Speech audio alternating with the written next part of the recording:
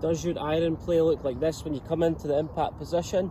The club is hitting the ground before impact. You can see that right shoulder drop a little bit too quickly, left shoulder rises, our low point falls back behind the golf ball due to all our weight being on our right foot.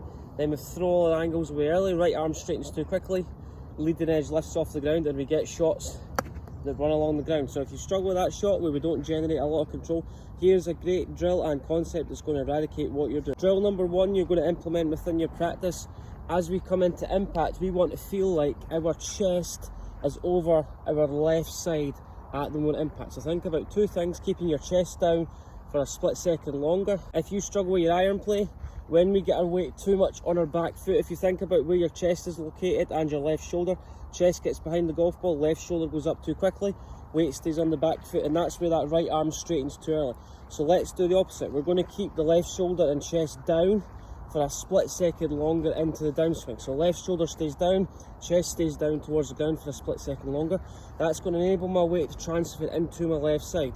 So a really good drill that you can implement is, instead of having the ball position in the middle of your stance, which is your baseline ball position with an 9-iron, you want to move the ball position almost off our left foot. And the main idea here is, as you swing the club to the top of the backswing, by the time my left arm gets parallel to the top, I feel like I'm already taking a step to the left side. So a great way to establish that is try and feel like your left hip stays down and left shoulder stays down for a split second longer. So swing the club back, by the time your arms get to the top of the backswing, we're already taking a step to the left. And as you can see from there, that small step to the left is going to encourage me to get my weight into my left side. It's going to allow my chest to stay down for a split second longer. It's going to enable me to get my hands ahead of the club head at impact. So my hands are going to get ahead. I'm going to deal off the club coming into impact. When your left arm gets parallel, you're already going to be taking a step to the left side. So ball off left foot. By the time you finish your backswing, you're already starting a downswing. It's that small step to the left. I feel like I'm planting my left foot.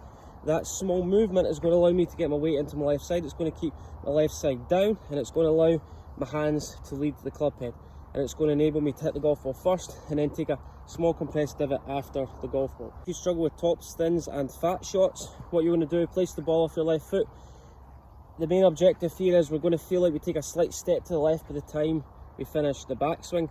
That is going to enable us to get our weight a little bit more into the left side, and it's going to allow us to get a pressure into our left side and also our mass into the lead side a little bit earlier. So place the ball off your left foot.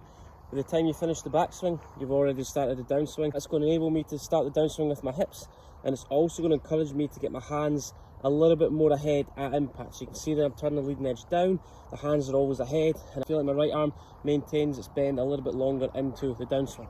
So ball off left foot, take a step to the left, feel like all my weight, step, hit through. As you can see from there, I've hit the golf ball first, I've taken a small compressed divot, and as you can see from there, I've hit the golf ball first, I've taken a slight divot, and that's going to enable me to lead with the handle as opposed to leading with the club head. Drill number two that we're going to use is we're going to use the 3 golf ball drill.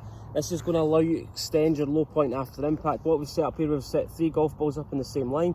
The main objective is we're going to hit the back golf ball. The club head is going to stay a little bit lower to the ground through impact, so I'm extending my low point after impact. Many people who struggle with helping the golf ball up in the air, and they get an impact position where the grip end of the club goes back, right palm faces the sky too early, and we almost throw the club head at the ball. Great for a bunker shot, not so good with your iron shots where you're turning a 7-iron into a 9-iron. So if you struggle with that fault, where we're adding too much loft, what we want to feel like we're doing is, if you think if you come into the impact position and the club head overtakes the hands, the right palm faces the sky, grip end of the club goes back, and the club's going to strike the ground before the golf ball.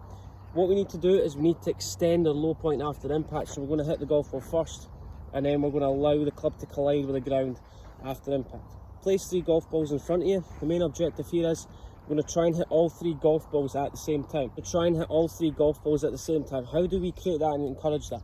When we come into impact, we are trying to get our weight back to our left side. So where our weight starts at address, at impact, we want to feel like we're applying a little bit more pressure on the right hand side of the shaft.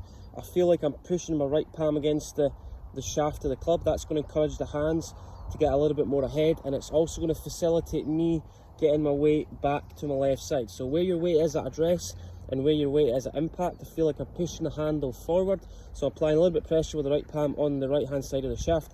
I feel like I'm getting my weight back to my left side. So we're going to go from address into impact, apply a little bit of pressure with the right hand on the right hand side of the shaft.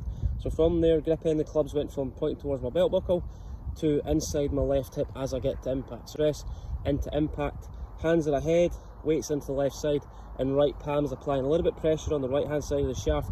I've got a little bit more bend in my right arm, so as I come into impact, right palm faces the ground, grip end of the club is ahead of the club head, and on my weight it's starting to move into the left side. Use your right palm, you're trying to apply a little bit more pressure on the right hand side of the club with your right hand. So I'm going to go from address into impact. How does that look? My weight starts to move, my hips start to open up, my pressure's moving left, and my hands get a little bit more ahead of the club head. And the feeling from there is you're allowing the top edge of the club to almost overtake the leading edge, as opposed to the leading edge overtaking the back edge, as opposed to the leading edge rising up. We want to feel, we go from address into impact. I feel like I'm turning the top edge of the club over the leading edge. Hands are going to get ahead, and we're going to hit the golf ball first. Contact's going to be a little bit higher in the face, and we're going to take a small compressed divot after impact. So set up 3 golf balls. We're going to go from address into impact, hands are ahead, weights left, chest stays more down. I'm going to hit all 3 golf balls at the same time. So I'm going to feel like as I come through, club head stays lower to the ground on the way through. I'm going to take a slight divot after the golf ball. So let's hit these 3 golf balls and put that in practice. From address into impact, grip end of the club's always ahead, weights into the left side, and I feel like all my weight starts to move into my left heel through impact, and the leading edge stays down. So I feel like a little bit more of a punch shot for this shot. So all 3 golf balls at the same time.